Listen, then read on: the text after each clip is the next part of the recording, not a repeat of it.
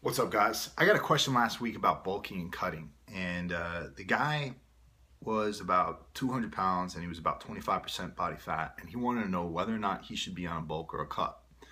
Now, I talked about this in the past and my feelings on when somebody should seek to raise calories or seek to lessen calories, but I want to talk about the larger concept here about bulking and cutting.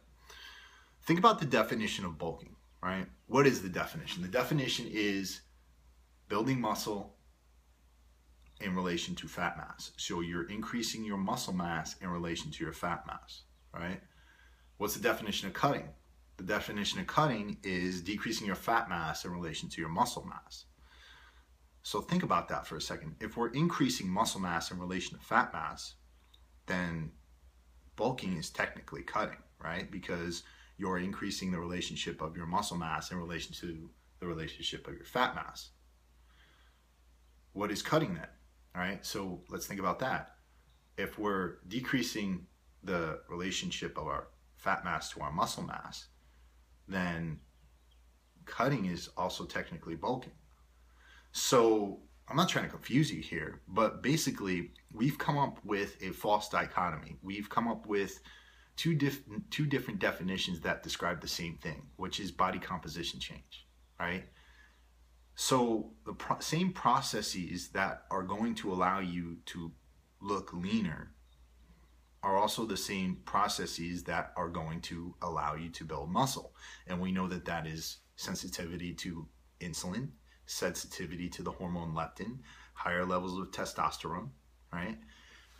And feeding your muscle cells as opposed to your fat cells.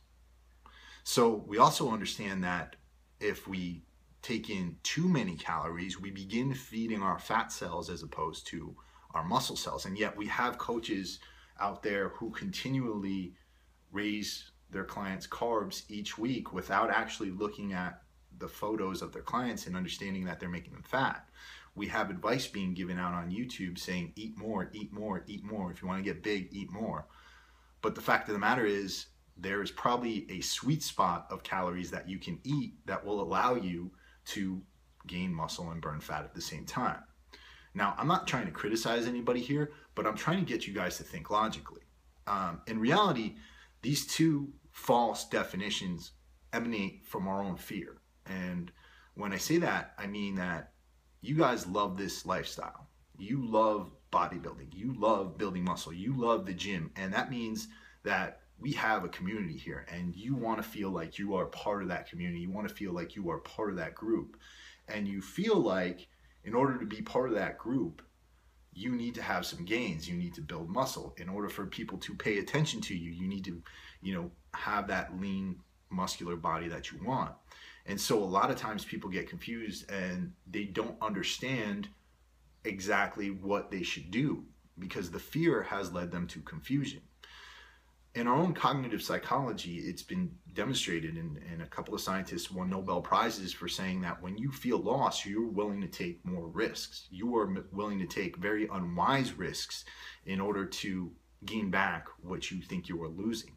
And so when we get into this mode of fear that we're going to lose something, whether it be the bodybuilding lifestyle, whether it be your credibility in this industry, whether it be some sort of goal that you have in your own head, you're going to start to take risks and you might jump from one thing to the other. So you have a lot of people doing these kind of yo-yo diets where they go from cutting for a little while to bulking to cutting to bulking when they're at 25% body fat, when that probably isn't going to be the best thing for them.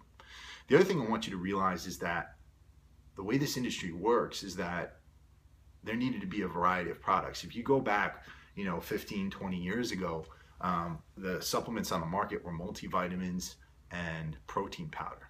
Now you have a supplement for every season, right? And to some extent, the definition of bulking and cutting actually allows for more products to be put out there because you have a set of products for when you're supposed to be bulking and a set of products for when you're supposed to be cutting. So that leads the companies to be able to make more money by providing other products and creating these two seasons and products for you to use during these two seasons. So this way you'll be using the products all year round. So you have to think about the business aspect of this. And I'm not trying to criticize anybody. Definitely not trying to criticize business.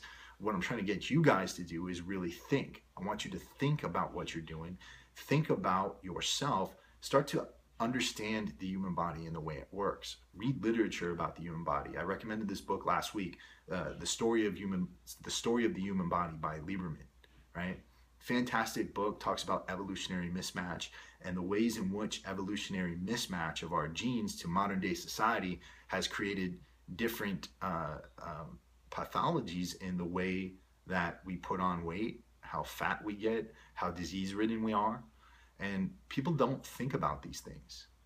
You really, really need to think about these things. You really need to think about the relationship of your body to your environment, the way your body works and the way your body actually puts on muscle and burns fat.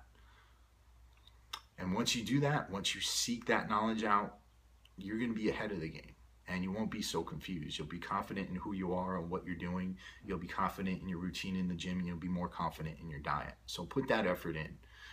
If you guys got any questions for me, hit me up at gettingtoshredded@gmail.com. Always here, and peace out.